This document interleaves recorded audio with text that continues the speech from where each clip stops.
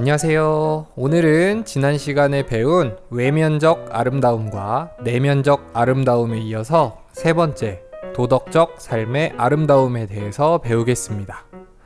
첫 번째, 도덕적 삶의 아름다움이란 착하고 바른 생활에서 드러나는 아름다움입니다. 고운 말을 쓰며 다른 사람을 존중하고 배려하는 모습 등은 우리에게 감동을 줍니다. 도덕적인 삶에서 아름다움을 찾는 사람이 많을수록 세상은 행복한 곳이 됩니다. 교과서에 나와 있는 말인데요. 다시 말하면 앞에서 배운 아름다움들은 자신의 외모나 능력과 관련이 있어서 다른 사람과는 관계가 없었다고 한다면, 도덕적 삶의 아름다움은 다른 사람에게 얼마나 잘해주는지 아니면 얼마나 잘 베푸는지와 관련이 되어 있는 아름다움입니다. 그렇다면 도덕적 삶의 아름다움을 지닌 사람은 누가 있을까요?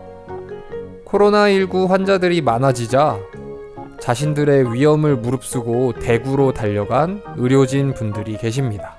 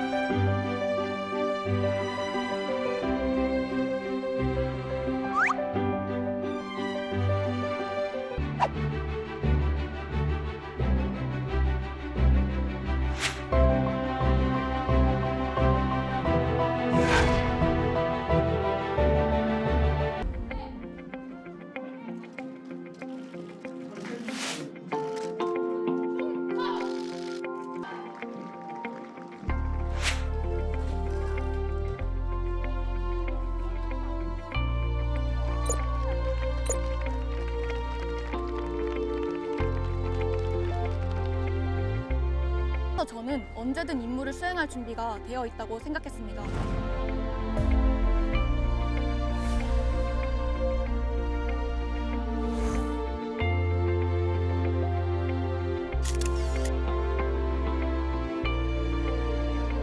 몸은 힘들어도 괜찮습니다. 아직까지는 인력이 좀 많이 부족하다고 느끼고 있어요.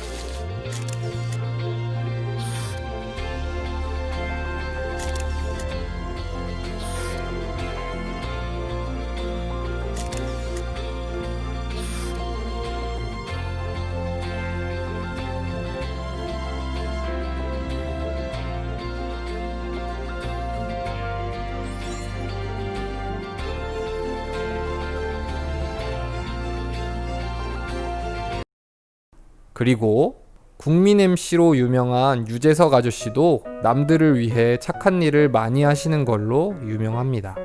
젠틀한 매너까지 지닌 최고의 연예인 국민 MC 유재석인데요. 진짜 멋있더라고요. 너무 젠틀하시고 끝나고 와가지고 막 너무 좋아한다고 너무 팬이라고 이렇게 아니시겠지만 이렇게 그냥 되게 젠틀하게 말씀해 주셔가지고 혹시 다칠까봐 경호원분들한테 민정 씨 왼쪽 지켜달라고 그러고 자기가 오른쪽 지키면서 팬들한테 인사를 하고 가시는 거예요. 연말에 예능인들 모아놓고 이제 상 주는 자리인데 앉을 데가 없잖아요. 그 앞에 이렇게 테이블에 앉아 있잖아요. 진짜 미치겠더라고. 어디 앉아야 되나 이거. 안녕하세요. 이러고 있는데 유재석 씨가 형무야 일로 와. 일로 와 여기 앉아. 너 해피투게더 식구잖아. 그때 순간 진짜로 눈물이 나가지고 동료 연예인들이 방송에 출연만 했다 하면 유재석에게 고마웠던 일화들을 술술 털어놓을 정도로 주변 사람들에게 그렇게 잘한다는 유재석. 지난 2010년 무거운 짐을 들고 가시는 할머니를 목격한 유재석은 100가지 짐을 들어주려 했지만 한사코 거절하는 할머니에게 직접 택시를 잡아드리고 기사님에게 택시비까지 건네드리며 할머니를 도왔다고 하는데요. 조용히 묻힐 뻔한 이 미담은 유재석을 알아본 택시 기사님 덕분에 할머니 또한 유재석을 알아보게 됐고, 이 이야기를 전해들은 할머니의 손주가 그 일화를 인터넷에 올리면서 만천하에 알려지게 된 것. 어디 이뿐인가요? 지난 2000년 아름다운 재단 기부를 시작으로 일일이 열거하기도 힘들 만큼 무수하게 선행 활동을 이어오고 있는 가운데, 심지어 이제는 외국에서까지 쓰레기 줍는 모습이 포착돼 글로벌 개념 연예인으로 급부상한 유재석. 아유, 재석 씨 미담 다 이야기하려면 아유, 나 꼬부랑 할아버지 되겠어요. 두 번째, 도덕적 삶의 아름다움의 중요성. 앞에서 도덕적 삶의 아름다움이 무엇인지 배웠어요. 그런데 이 도덕적 삶의 아름다움은 왜 중요할까요?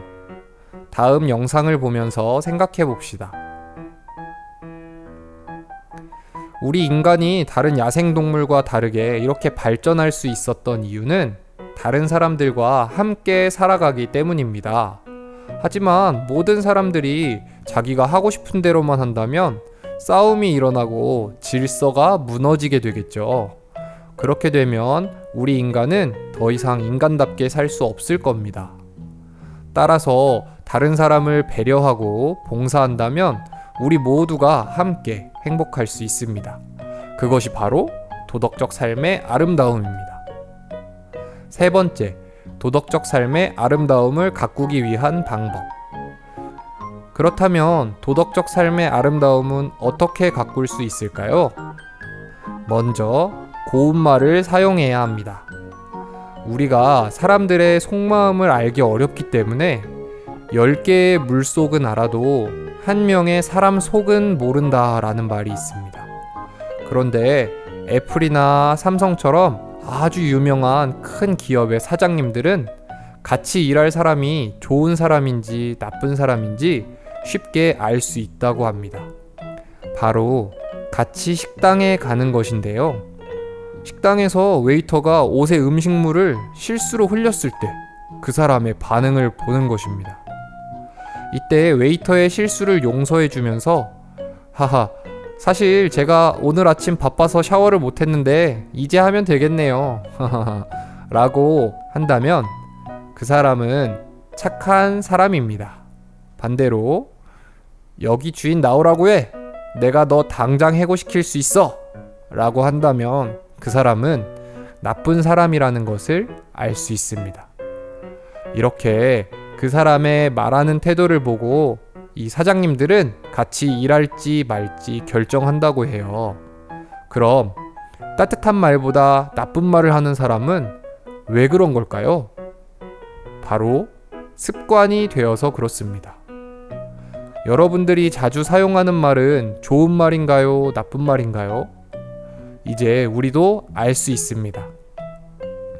웨이터뿐만 아니라 자기보다 어린 사람에게, 자기보다 약한 사람에게, 자기보다 부족한 사람에게 어떤 말을 해야 하는지 말이죠.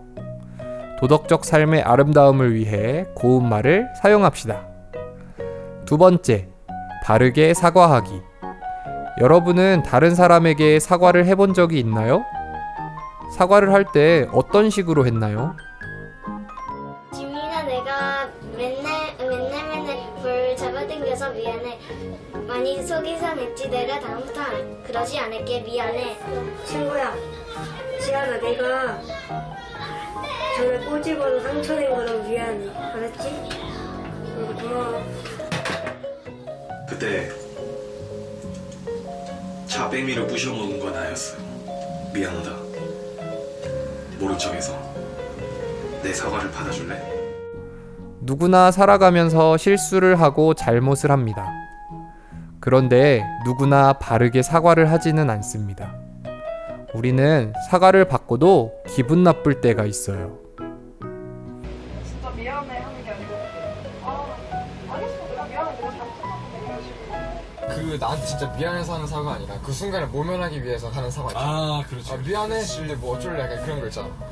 그렇다면 진정한 사과는 무엇일까요? 그냥 사과만 해서는 안 됩니다.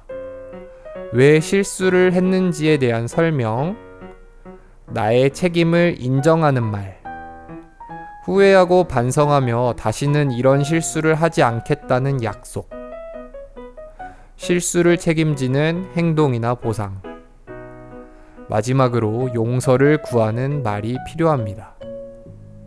네, 물론 쉽지는 않습니다. 하지만 진정한 사과를 할 수 있다면 도덕적 삶의 아름다움을 지닌 사람이 될 수 있습니다. 도덕적 삶의 아름다움을 가꾸는 마지막 방법, 바로 남을 위해 나누고 봉사하는 것입니다. 나누고 봉사하는 것은 가진 게 많고 시간이 많아야지만 할 수 있을까요? 그렇지 않습니다. 중국집 배달 일을 하면서 한 달에 70만 원을 벌면 그 돈으로 아이들을 위해 기부한 김우수 아저씨. 자기는 창문도 없는 조그만 집에 살면서도 그렇게 행복해 하셨다고 합니다. 사고로 한쪽 팔을 잃으신 남궁정부 할아버지도 넉넉하지 않지만 장애인들을 위해 신발을 만들어 기부하고 계시다고 합니다. 우리도 마음의 여유를 가지고 함께 나누고 봉사한다면 도덕적 삶의 아름다움을 가꿀 수 있습니다. 우리는 지금까지 도덕적 삶의 아름다움에 대해서 공부하였습니다. 여러분들도 도덕적 삶의 아름다움을 가진 사람이 되기 위해 노력해보세요. 다음 시간에는 우리가 지금까지 배운 3가지 아름다움을 바탕으로 참된 아름다움이 무엇인지에 대해서 공부하겠습니다. 수고하셨습니다.